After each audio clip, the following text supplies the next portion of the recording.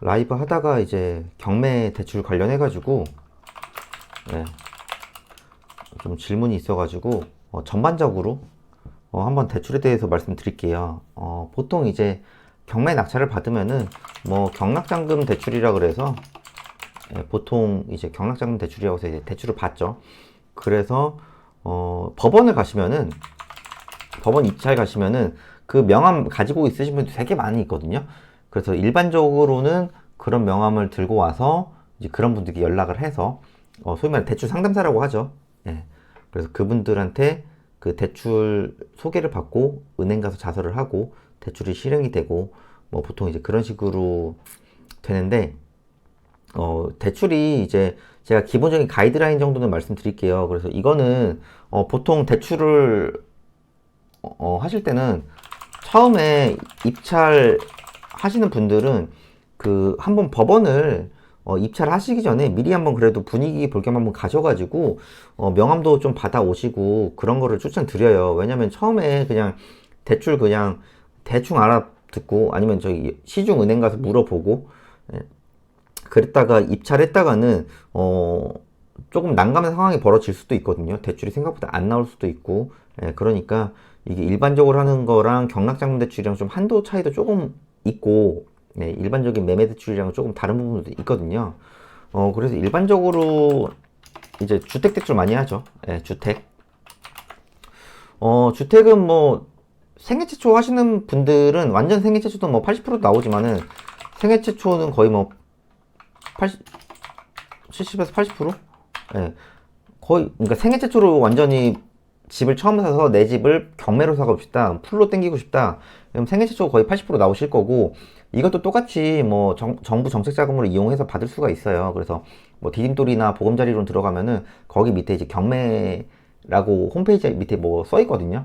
예, 그래서 그러시면 되고, 일반적으로 집을 사봤던 경험이 있으시던가 생애 최초가 아니다. 그러면은 그냥 낙찰가의 60%, 어, 낙찰가의 80%, 그리고 감정가의 60% 중에 낮은 거. 네. 이 정도로 보시면 될 것 같아요. 낮은 거. 네. 그러면은 예를 들어 낙찰을 3억에 받았어요. 감정가가 3억이에요. 근데 유찰이 돼가지고 낙찰을 뭐 한 2억 5천에 받아서 칠까요? 그럼 감정가의 60%면은 1.8억이고 낙찰가의 80%면은 2억이죠. 그러면 대출은 1억 8천 정도 보시면 됩니다. 예, 그냥 어떻게 보면 단편적인 얘기만 말씀드린 거고 이런 부분은 실제로 그 법원 가시면 명함 좀 몇 번 받아오셔가지고 대략적으로 한번 상담은 받아보세요. 이게 상황마다 너무 다르니까요. 네. 그리고 뭐 다가구 같은 경우에는 일반 그냥 담보대출 근저당으로 해서 대출 받으면은 방패기까지 하거든요. 일반 그러니까 근저당으로 받으면은 예, 반공제라는 걸 해요. 그래서 그 각 지역마다 그 방빼기 금액들이 있거든요. 그거를 다 제외하고 대출이 나오기 때문에 그러면 대출 한도가 줄어들죠. 그래서 다가구 같은 경우에는 보통 신탁 대출을 해요. 이게 거의 80% 이상은 나올 겁니다. 예. 그러면 이거를 신탁 대출을 80%를 받아서 보통 월세로 많이들 하죠. 빌라도 뭐 별 차이는 없다고 보고, 그리고 이제 토지랑 공장 얘기도 많이 하시는데, 토지 공장 얘기도 많이 하시는데, 거의 토지 같은 경우에는 한 70% 정도? 예. 낙찰, 뭐 80% 나올 때도 있는데 한 70% 정도 알고 들어가시면 될 것 같고, 공장 같은 경우에는 이제 법인으로 많이들 하시죠.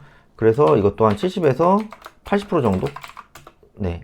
이 정도 보시면 되고, 일반적으로 주택 같은 경우에는, 예, 원리금 상환이죠. 예. 뭐, 끼키야 거치 1년 정도 있을 거고, 이제 원리금 상환 뭐, 20년, 30년, 40년, 이런 식으로 선택을 할 거고, 공장 토지는 보통은 뭐 3년 거치 시기죠. 그래서 거치 기간이라는 거는 이자만 내는 거고요. 이제 이게 3년이 되면 은행에 말을 하면은 연장을 보통 하는데, 이게 상한마다 달라요. 그래서 뭐 한 10%라도 상한을 하고 부분 상한하고 연장하는 경우도 있고, 그냥 뭐 기본적인 서류만 내면 연장을 해주는 경우도 있고, 그거는 워낙 케바케가 있습니다. 네, 그래서 그런 것도 한번 조건도 어느 정도 따져보시고 들어가면 될 것 같고요. 기본적으로 경매를 해서 낙찰을 받으면은 거의 어떤 거를 하든지 한 70% 정도? 네, 그 정도 대출이 나온다고 보면 될 것 같아요. 그래서 예를 들어 주택을 하는데 그런 분들 있잖아요. 내가 낙찰을 대출을 받고 그 다음에 잔금을 친 다음에 전세로 새로 맞춰서 판다. 네, 이런 뭐 갭 투자 때 팔 수도 있고, 아니면 잔금 친 다음에 단기 매도한다. 네, 그러면 이때는 따져봐야 되는 게 은행 그 대출 조건 중에 따져봐야 되는 게 중도 상환 수수료까지 고려를 해야 합니다. 예를 들어 이자가 싼데 중도 상환 수수료가 비싸다. 이자가 비싼데 중도가 싸다. 이런 조건이 있으면은 이 두 개를 다 고려를 해봐야겠죠. 그래서 실제로 내가 한 3개월에서 한 4, 5개월, 뭐 많으면 6개월 정도 했을 때 시뮬레이션을 돌려보고 어떤 게 더 유리할지, 그런 거는 실제로 한번 시뮬레이션을 돌려보시면은 어느 정도 좀 답이 나올 거라고 생각을 합니다. 그래서 어떻게 보면 경매의 장점은 대출이 감정가 대비해서 낙찰가 대비해서 나오다 보니까 토지 같은 경우에도 일반 매매로 하면 그렇게 많이 나오진 않아요. 그래서 이제 경매로 많이들 받는 것도 있고, 그리고 뭐 그것도 그렇지만은 시세보다 저렴하게 받을 수 있다는 좀 장점이 있죠. 그래서 저는 개인적으로 뭐 주택도 그렇지만은 비주택으로 해서 뭐 상가도 마찬가지라고 보시면 돼요. 이런 것도. 그러니까 거의 한 70%에서 많이 나오면 80%, 뭐 물론 막 90% 나오는 것도 보긴 봤지만은 그냥 러프하게 한 70에서 80% 나온다고 보시면 될 것 같고, 처음 입찰하시는 분들은 입찰하시기 전에 무조건 좀 그런 경매 대출 관련해 가지고 잘 아시는 분들 있거든요. 인터넷 검색을 하셔도 되고, 아니면은 그 법원을 한번 가보셔서 명함 좀 받아 오셔가지고 좀 몇 분한테 연락해 보시면은 어느 정도 가이드라인이 나올 테니까요. 대출 같은 경우에는 내 가용 자금에 맞게 매매가를 어느 정도, 내가 낙찰가를 어느 정도 받을 수 있는 금액들이 있죠. 그 금액 안에서 한번 해보시면 될 것 같고, 뭐 내가 너무 소액이다. 그러면은 뭐 대출이 필요 없는 지분 경매를 하시는 것도 뭐 저는 뭐 괜찮다고 봅니다. 그러니까 소액으로 할 수 있는 것도 많고요. 그리고 내 가용 자금에 할 수 있는 것도 되게 많거든요. 제가 오늘도 어떤 분 이제 1대1로 하고 와서 그분이 이제 가용 자금 3천만 원 있다 하셨거든요. 그래서 올해 안에 현금으로는 100만 원에 가용자금 3천만 원을 어느 정도까지 불릴지 모르겠지만은 일단은 올해 목표는 제 개인적으로 생각에는 한 5천만 원? 네, 이것도 좀 보수적으로 잡은 거예요. 이 정도 높이는 거를, 이 정도 가용자금 올리는 거를 생각을 하고 있어요.